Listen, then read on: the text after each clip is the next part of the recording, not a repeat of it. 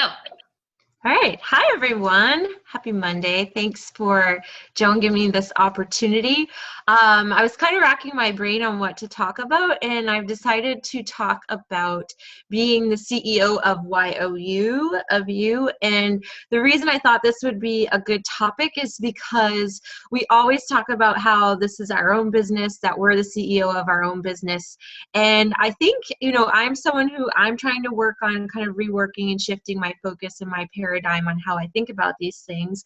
And I think there's a neat correlation between how you run a large company and how you run yourself. So I wanted to start with that. So first and foremost, when you think about your organization, you have a lot of different pieces that are very similar to a company or a large corporation. We, of course, have you at the top, and then under that, marketing, helping, which I use that word instead of sales. I try to stay away from sales, customer service, operations, and HR, all very important parts of any business and important components, believe it or not, of this business. So I'll be pointing out the parallels and how everything ties together in hopes that this will help you think a little bit differently about what you're doing and how you're working your business every day. So starting with you at the top, you are the CEO, and I love this quote that I found at the bottom. The only thing that prepares you to run a company is running a company. So it's not like you're going to spend time there. No one's going to hand you a book for Beachbody and say, here's exactly how to do it. We have plenty of trainings, we have plenty of guides, but everyone's going to interpretate and utilize information differently. So it's what you make of it, and it's if you're taking the guides and supports and what you're doing to make it your organization. And I love these other two. You're the CEO of your life, your own life, so start making executive decisions today is so true. And Marissa Meyer, someone who's been a very controversial CEO, someone who's been in the news quite a bit. I always did something I was a little not ready to do. I think that's how you grow. And isn't that so true of each and every one of us? So when you're thinking about you as a CEO, you're at the helm of the ship, you're up top. It all starts with you, and you're the only one who can make things happen and work and operate and open your business for business every single day. From there, underneath, we have marketing, and we have different components of marketing. We talk a lot about branding. We talk about really listening to ourselves and understanding our whys and being sure that we're painting a picture and putting it out there of what our brand is. We do that through constant promoting of our brand. Some of us have our cover pages, something as simple as putting our cover pages together to represent our brand, our Facebooks. Everything we do every single day on social media is branding us. The good, the bad, and the ugly, the posts that we like, the posts we don't like. So it's so incredibly important that we're thinking about our marketing strategy, quote unquote, and how we are representing our brand on a regular basis. I also love the reference to the golden circle. For any of you who are fans of Simon Sinek, he does a lot of TED Talks, and I did include the link here, so if you're interested, you can just click on the link of this TED Talk that's called How Great Leaders Inspire Action. In this TED Talk, he really talks about organizations, and those that are successful follow this golden circle right here. And so what this represents is the why, the how, and the what. So there are plenty of companies out there that work outside in. And they talk about what they do, they talk about how they do it, and sometimes they answer the why. What he has expressed is that those who are most successful start with their why, and that's why we talk about our whys every single day. Whenever you're doing well, let's tie it back to your why. Whenever you have a challenge, let's tie it back to your why. People really want to be a part of a why. They don't want to just buy that brand of coffee. They don't want to just buy that computer. They don't want to just do that program. They need to feel inspired and a part of something. A great example he gives is Apple. Apple is one of how many companies out there that sell computers, for example. And so you can go buy a Dell, or you can buy an HP, or you can go buy an Apple computer, but you're really only going to kind of lean toward the one that inspires you, the one that you know about, the why. And his point there was that Apple talks about how they're innovative, creative, on the cutting edge of technology, all about what they do and why they are who they are. And that's why they get the majority of the business. That's why they're everywhere. That's why so many people were tied to Steve Jobs, because he continuously expressed his why and shared his why and what he was doing. So he built an emotional connection with his customers, with people who wanted to work with him. So that's why it's so important that we are constantly sharing our why and putting it out there. And I know that I personally have been working on being more transparent and open about sharing my why and posting that on Facebook. And it's not always easy, but it's so incredibly true that people are completely drawn to that. And they want to have a connection to who they're working with and what they're doing. So if you get a chance, check out that clip. And of course, we talk a lot about the 80-20 principle in terms of posting and branding, that, you know, try to paint your picture 80% of your life and things that you're doing, and 20%, you know, Beachbody related, health, fitness, etc. So marketing is happening every single day, whether you like it or not, whether you're saying this is my marketing or not. And how I want to run this parallel to what we're doing every day is think about your business, and if you're not doing that, if you're not working on that marketing piece. So think about any corporation or company out there. Let's say one day Coca-Cola, the marketing team said, yeah, we're not going to work on marketing today or tomorrow, or maybe the next day. So what's going to happen? They're going to lose customers. They're going to lose clients. They're going to lose people who are tied to them and used to seeing their postings and publishings and commercials and everything right in their face. So when I think about the effort and energy that's spent in marketing and marketing dollars by companies, corporations, I think about my marketing for my personal brand and each and every one of us, and how important it is to do that on a regular basis. Okay, helping, or that hidden sales, which I don't like to say. So helping, how do we help others, and how does that relate to our business? So we talk about this all the time. It's so incredibly important that we are our brand, and whatever we're posting on Facebook or putting out there, we need to be that person when we're having conversations. We need to be that person when we're reaching out. And it's so important that we are reaching out, that we are inviting all the time, that we are networking. I know we talk about, you know, we have all these tools and platforms online to network, but it's totally okay to network with people live and in person. And maybe you run into someone at a restaurant, or you run into someone in a parking garage, or at work. It's really important that we're always networking, and that you are, wherever you are, living and speaking your brand. Also really important to be approachable in whatever means you are marketing yourself and communicating. Listening is really important. That's something we talked a lot about on our trip this weekend. Is when you're talking to someone, having messages, having conversations, that it's so important to listen to them and ask questions. And really, it can be so easy for us to get Beachbody excited and just kind of dump everything, all of our excitement onto them, but it's so important to listen. And how that relates to any company, any organization. I mean, think about someone maybe you spoke to on the phone about your cable, or maybe a trip you recently had, a shopping experience in a retail environment. And how do you feel when someone's just trying to push on you the latest and greatest sale and not really listening to what you're looking for? How does that make you feel? You feel like they're not meeting your needs. So it's really incredibly important that we're working on those areas, that we're utilizing our social media tools that are available to us.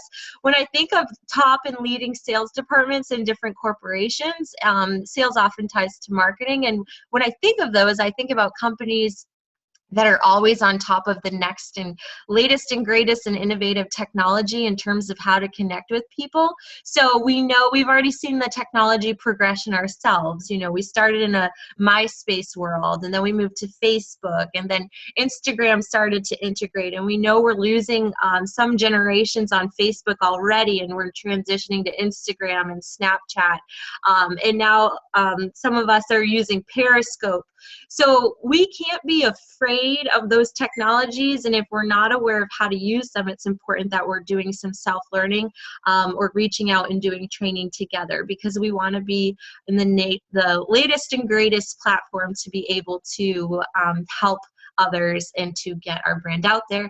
And of course, share your why. So whatever you've been marketing and have put together for your why in that golden circle, you want to ensure that you're then taking that and bringing that to your helping area. So the next area you are super familiar with is customer service. And when I think of customer service in Beachbody, I think about it a lot of different ways. And really, this whole presentation, you can think about it in so many ways. And so how I put it together may be differently on what you think, but it's just neat to look at other people's perspectives and make parallel relationships and to look at it in a multi-dimensional way. So customer service, I think about anyone that we interact with. I think about anyone who is in our challenge groups. I also think about any coaches that are on our team. So it's really important that we're listening to our customers, that we're asking questions, that we're checking in, we're asking how things are going, we're following up and circling back, that we're making it right. Perhaps we've had a situation where things didn't go exactly as we would have hoped or anticipated, but it's so important that we're listening and understanding where people are coming from and doing our best to make it right. Whenever I think of make it right, I think of the company Zappos, and they're extremely well known for their customer service. They truly go above and beyond. Once there was a story about one of their service reps who spent 10 hours on a customer service call with the customer. And then there's another story about a gentleman who had his shoes for his wedding mailed to him, but they were going to get there a day late, and so the company had them shipped overnight and sent them for free, and went above and beyond with the service there. So it's another part of customer service is just understanding and helping as much as we can. Surprising and delighting. I know that there are plenty of people that I've reached out to check in that are just excited to hear from me. And that can be a check-in on Facebook Messenger. That can be a check-in on text, on email, snail mail. I love to send cards to people, and that always shows that you're providing great service. Truly important to be consistent. We talk about that, and recognize your customers, recognize those people who are in your challenge group who are doing a great job. They want to feel important and special with what they're doing. So it's so important that we're providing great service, and the service that you do provide will also tie to your why, and also show and demonstrate to people that you're truly living your why when you're connected to your service. And so again, when I think about working our business, and I think about the customer service component and how that looks parallel to what we do every single day, I also picture, okay, imagine this company, and all of a sudden the leader of the customer service department said, y'all get to go home today and take a week off. So what do you think is going to happen to all of those customers out there? So when you think of the people who have needs, have questions, are looking for advice, need help, and you're not there to help them or not available because you're not checking your messages on a timely fashion or not putting in your power hour every day, how is that going to impact them? It will definitely have a negative impact. You may lose some customers. You may lose have people lose some faith in you or your ability. And again, because this area ties to your why, you're losing some credibility with your why as well. So always important to keep that in mind. Operations, a key part of any business. It's super important that we are utilizing the back office. There's so many tools there, and I am definitely not going to say I know exactly what each and every one of them are, but it's really important if you get a moment to just go fiddle around in there and learn what's out there. Did you know that there are guides to help you manage a challenge group for every single day? You don't have to come up with your own post. There's week 0, day 1, there's week 1, for every program out there.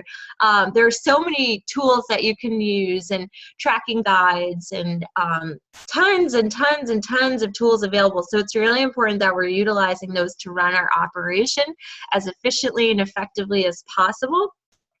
We want to make sure we're running challenge groups and that we're doing that on a monthly basis, participating in weekly calls, leading into conducting weekly calls, tracking our work on our Power Hour sheet. And maybe the Power Hour sheet doesn't work for you. Maybe it's not set up so it works for you and your business. This is the great part. This is your business, so you can change the sheet. You can set it up differently. You can create anything that you need to help you be successful.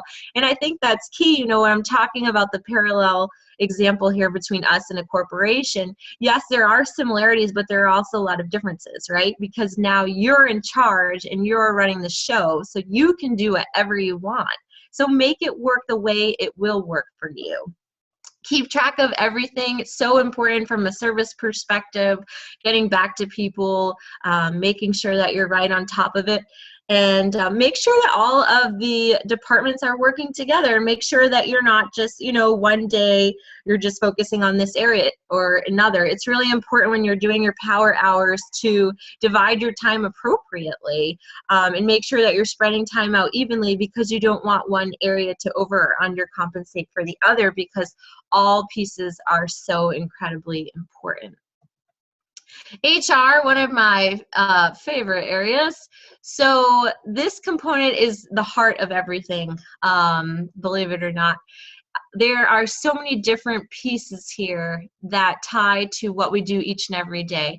Training and development, it's so important that we are doing our personal development. And I'm sure you can all agree that we can't spend enough time on personal development. So it's so important that we're taking advantage of those, as well as any Beachbody sponsored trainings or outings or seminars or calls or anything along those lines.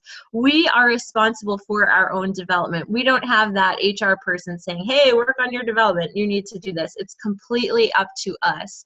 Coach relations is incredibly important, building relationships with our team, coaching them, mentoring them, listening to them, learning from them. How many of you have learned from your own coaches? I'm sure everyone has at some point. Leading by example, another really important piece. If you're telling your coaches that they need to you know, work their 3 vital behaviors every single day and you're not doing that, how does that feel for them? I think about a company, I think about a corporation where you have leaders who are saying, oh, live these values. You have to live these values every single day, and then they're not leading them. It doesn't give you much faith in your leadership or build credibility there, or make you want to be like those leaders. Wellness, incredibly important to take care of ourselves. You know, a lot of you may have lofty goals. You want to leave your jobs at some point in time. Those are wonderful goals, and you're going to work your butt off to get there, and it will be totally worth it. But keep in mind, make sure you take a moment for yourself, that you do take care of yourself, whether that's a 5-minute meditation, taking, you know, a walk to clear your head, whatever you need. It's really important that we're taking care of yourselves. If you're not sleeping well, we need to you know, talk about that, figure out different ways. I mean, I'll admit I don't sleep at night. My brain doesn't turn off. So that's something I need to work on personally. And so incredibly important, because we all know in this business, in order to take care of others and help others, we have to help ourselves first. Benefits, when I think of HR benefits, there's so many benefits of what we're doing. There's so many great components and intrinsic and extrinsic rewards. So it's incredibly important that we are taking advantage of them and talking about them with our team members, our new coaches, and to make sure that we are sharing those pieces, whatever they may be. And then last but not least, reward and recognize, celebrate. It's so important that we are celebrating ourselves and each other. And you can do this in many different ways. It can be as simple as a message, a text. It could be a card. I've just decided to start sending my new coaches a book that is an appreciation book, so that they can take a moment to write down the things each day that they appreciate. Because let's be honest, this business isn't hard, but there are good days and bad days. So it's really important to pause and take a moment to write down what you're thankful for each day. And then I'm going to be sending them a container of note cards so they can then send appreciation to others and thank others, because it's a really important balance there. So it's so incredibly important. I can tell you my experience in HR actually is not a lot of companies are really, really great at reward and recognition. So take part of that and make that part of your brand and what you're doing. Just celebrate, celebrate, celebrate. Everyone loves recognition.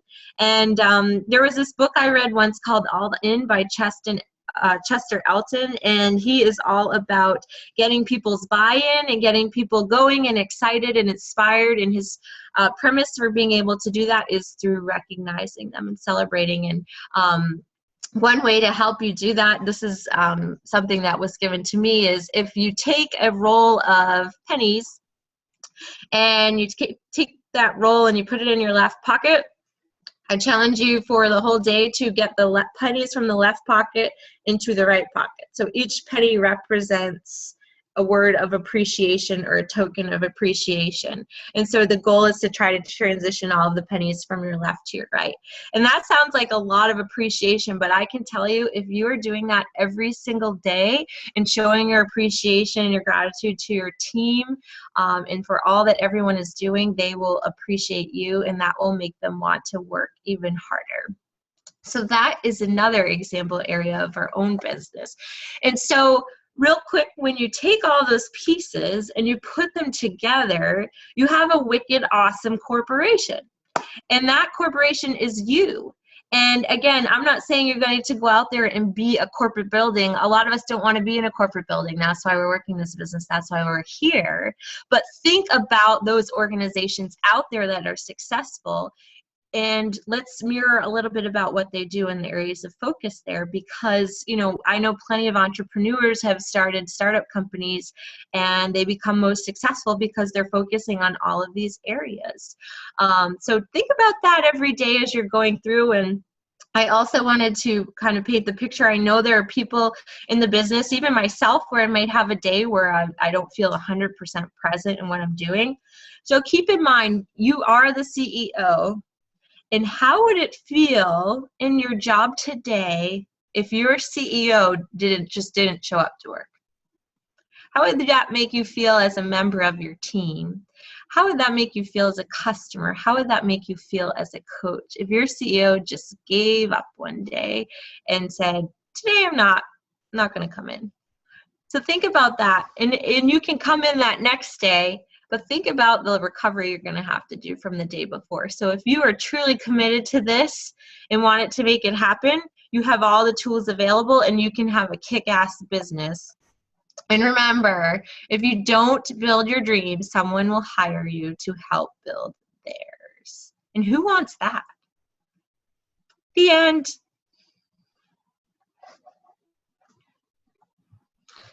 Okay, I know that was really quick. And I really encourage you to watch the TED Talk. I love it. It's my favorite one. But what questions do you have, if any? So go ahead and unshare your screen. I'm trying to figure out how to do that. Okay. Got it. Awesome.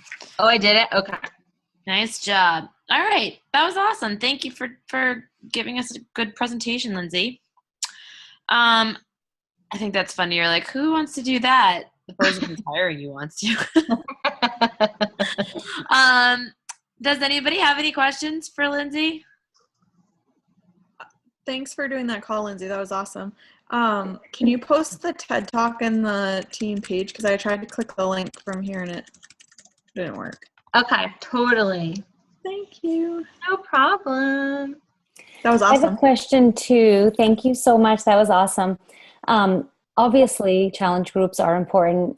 I keep them going. You know, I've kept them going since August. Just kind of have launched a couples challenge group with my hubby. We got a really great response last week, and then we posted another one tonight. How do any of you, or you, Lindsay, avoid feeling like you're just annoying people? Because that's kind of how I feel tonight. Like we got like 7 likes or something. And so I guess I've just been used to like having this huge response, and to have that tonight felt a little embarrassing. I don't know. I was kind of like, oh brother, I'm probably totally annoying a whole bunch of people. And do you mean from your post on your page to talk about your challenge group is coming up? Yeah. I open this to the group as well because I'm, still learning myself. I always think about when I'm getting those types of responses, or I feel like I'm not getting the response that I'd like. Obviously, I reevaluate what I posted. Did that come out right? Did it sound right? I'll probably share it with a colleague or a friend, and just say, what did you think about this? How did this make you feel? Like, Bridget, you could always just send it to me and I'd give you feedback or whatnot. So Yeah. Okay. I evaluate what I do. I evaluate when I did it, when I posted it, what time of day. I've had some busts myself. Like I know that 8 a.m. on a weekend isn't always going to get a lot of interest for me. And it depends on your group. It depends on people that you're friends with. That's really where I start when I have something that isn't going well. I know that personally I've found there's a decrease in that sort of activity this month. It's a challenging month, but that's really where I start. Joan, what would you say? Yeah, I mean, I don't know how challenging this month is. I think a lot of people will say that it's challenging, but right now it's not that bad. It's not until between, Thanksgiving and Christmas that it gets a little tough. But I think that, I always look at my image first. Is it something that stood out in the news feed, or is it something that somebody could gloss over? And then I take a peek at, what time I posted it, again, just like she said. And, did I build up my edge rank enough that day? Did I post enough other things that got a lot of likes first? And did I space them out enough too, that those aren't taking over for the likes that I could get for this particular post? It's Facebook. Take it down and try again tomorrow. But my other tip would be this. Don't prejudge. Just because people didn't like your post doesn't mean they didn't like your post. It may mean they didn't see it. It may mean that it was a bad time. It may mean that, it wasn't showing up because the image wasn't great or because the post wasn't great. So people weren't like stopping and looking at it. So there's all different things that play into that. But my first thing would be to not put your perception on it. Okay. And I was just going to say, Bridget, if you're putting something out there that is to help somebody, to be of service to somebody, to better that person's life, and to offer up some type of environment for them to grow, lose weight, get healthy, I don't think you should ever think it's annoying to somebody. If somebody doesn't click it, it doesn't mean they don't like it. It just means that, like Joan said, they might not have seen it yet. Just take it down and put it up some other time. But, it's kind of like when you're going for the close in a sales environment. Like I'm in sales. So if I ask for the close and it takes 30 seconds for the person to decide, I'm not thinking, or I try not to think, well, they're trying to decide why they don't want it. In my mind, I want to think I've listed out all of the benefits as to why they should accept what I have and what I've presented. I've done a fantastic job asking questions. So I'm just allowing it to be out there and affect who it's going to affect in the way that they're going to perceive it. It's very difficult to do that. But if you train yourself that deep in your heart that what you're putting out there is to help somebody, then you're not going to think that, oh, what if I'm annoying people? I only got 6 likes. Sometimes if I get 6 likes, I take it down, I put another image up there, I take a look at it. I try not to think that I might have annoyed anybody, because I know that if I put the same post up 2 days from now, I'll get 47 likes and 3 comments, and people will message me privately and thank me for doing what I'm doing. It just might be a different time. Exactly. So you mean actually remove it? Yeah. Yeah, just take it down completely. Okay. And you know what, Bridget? You may only have gotten a certain number of likes, but like they said, there are plenty of people out there who you've probably had an impact on who won't even let you know. I mean, I ran into, I think I posted this, someone at church a few weeks ago. She never talked to me. Heck, I thought she didn't like me. And so I ran into her at church and she's like, you inspired me and I got 21-day fix on my own and I've been doing it for the last month. And I was like, holy moly, this is amazing.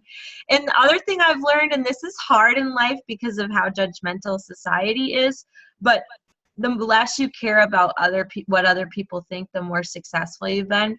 And if you think about my whole point of my PowerPoint is when you tie that to a CEO of an organization, if they thought, if they Mm. worried and cared about what others thought of them, they would not be successful in their roles. True. Yeah. Okay, that's great advice. Yeah. And then the other thing too is to realize that those invites that you make or those conversations that you start on a daily basis are so important because you do have people who will not like that no matter what, because they don't want somebody else to look and see like, oh, I wanted help with weight loss, or oh, I Yeah. have this goal. So there's that. But there's also the, oh, she's not talking to me. She's talking to her best friends. So you want to make sure that you're going out there and inviting for those people, but also you want to make sure that you're starting those new conversations with all these different people, because what that's going to do is that's going to make them feel closer to you. Then they'll like some of your other posts. They'll like, you'll like their posts. It builds that edge rank, and it makes it more likely that that this particular type of post will show up in their news feed for them to see. So it's always too about going out there and starting those new conversations with new people and building those new relationships. Awesome. So I don't want to monopolize the whole time. I just have one more quick thing. Lindsay, when you said recognize the people that are doing well in your challenge group, you mean only recognize them in the challenge group, not on Facebook, correct? That I've asked them the question, so I would definitely recognize them in the challenge group if they've done something amazing or met a goal or just giving it their all. And then there have been times where I've said, you're doing so wonderful, and I'm someone who likes to celebrate. Would you mind if I shared that with the outside world? Would that be okay with you?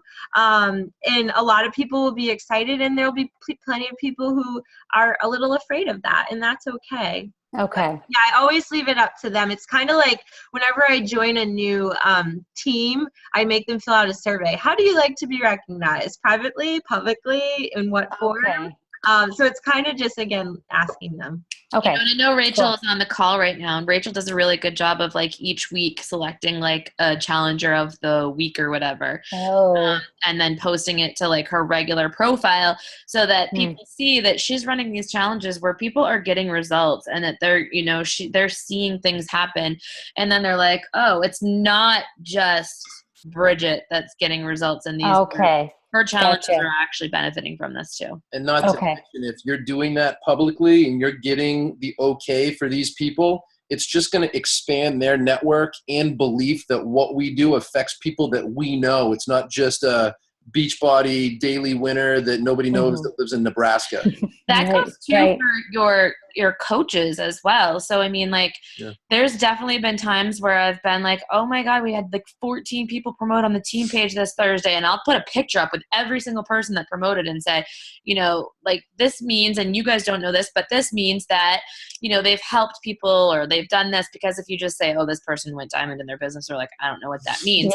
But like, Stephanie Chico at Leadership had a great talk about doing that and about recognizing people, even making Success Club on her personal profile, but in a way that makes sense. So she's not using the terms Success Club, but saying, this person helped 3 people get started on their fitness journey this month, or, this person lost this much weight, or this person, just recognizing those tiny things all the time. In understandable terms. And I've actually had people in the past, like coaches that I've signed up, come to me and tell me that they signed up with me as a coach over somebody else because that person was just constantly talking about themselves and what they were doing and what they were achieving, whereas I was promoting people who are on our team and saying, this person just did awesome in their business, I'm so proud of them, or this person just got over this fear, or this person just lost this much weight, or whatever it was. So, people look at that stuff too, and if they're seeing that, that's something they want to be part of. Okay, awesome. Thank you, guys. Great questions. All right, so I am going to